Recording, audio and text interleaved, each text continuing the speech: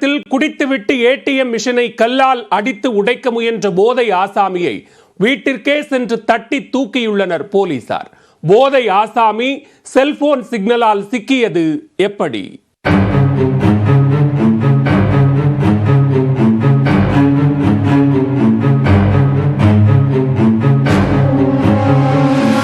தலைக்கேறிய போதையில் ஏடிஎம்மில் கொள்ளை முயற்சியில் ஈடுபட்ட போதை ஆசாமியின் சிசிடிவி காட்சிகள்தான் இவை.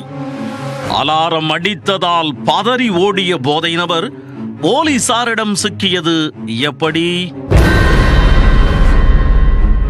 காஞ்சிபுரம் மாவட்டம் ஸ்ரீபெரும்புதூரை அடுத்த ஒரகடத்தில் 1000ற்கு மேற்பட்ட தொழிற்சாலைகள் உள்ளன. இப்பகுதியில் வேலை பார்த்து வந்த தூத்துக்குடியைச் சேர்ந்த சுந்தரமூர்த்தி என்பவர் பணி முடிந்தபின் மது அருந்தி உள்ளார். போதை தலைக்கேறியதும் தன் சேட்டையை ஆரம்பித்த அவர் ஒரக்கடம் அருகே பாட்டு பாடியபடி அலைந்து திரிந்து கொண்டிருந்தார். ஒரு கட்டத்தில் ஏடிஎம் மையம் ஒன்று அவர் கண்ணில் பட்டுள்ளது. பாட்டு பாடியபடியே ஏடிஎம் மையத்திற்குள் சென்றவர் பேண்ட் பாக்கெட்டில் தயாராக எடுத்து வைத்திருந்த கல்லை எடுத்து ஏடிஎம் மெஷினை உடைக்க முயன்றுள்ளார். இதனால் ஏடிஎம் மையத்தில் உள்ள அலாரம் வேலை செய்து சத்தம் போட்டுள்ளது. அலாரம் சத்தம் கேட்டவுடன் கல்லை தூக்கி போட்டுவிட்டு அலறி அடித்து ஓடிய சுந்தரமூர்த்தி அங்கிருந்து தனது அறைக்கு சென்று கதவை மூடிக்கொண்டுள்ளார். ஏடிஎம் அலாரம் மூலம் அருகில் உள்ள ஒரக்கடம் காவல் நிலையத்திற்கு தகவல் சென்றுள்ளது.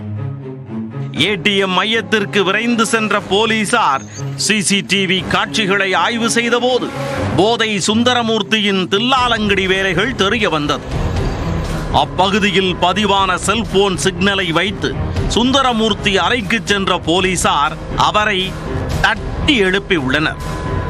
அவரிடம் சென்று விசாரித்த போது, சார், ஐ எம் இன்னசென்ட், நான் போதையில் இருந்ததால் எனக்கு என்ன நடந்தது என்றே தெரியவில்லை என குழந்தைத்தனமாக மறுத்துள்ளார். இருப்பினும் சிசிடிவி காட்சிகளை ஆதாரமாக கொண்டு சுந்தரமூர்த்தி மீது வழக்கு பதிவு செய்த போலீசார் நீதிமன்றத்தில் ஆஜர்படுத்தி சிறையில் அடைத்தனர். குடிபோதையில் ஏடிஎம் மெஷினை உடைத்து கொள்ளையடிக்க முயன்ற நபர் கைது செய்யப்பட்ட சம்பவம் அப்பகுதியில் பெரும் பரபரப்பை ஏற்படுத்தியுள்ளது.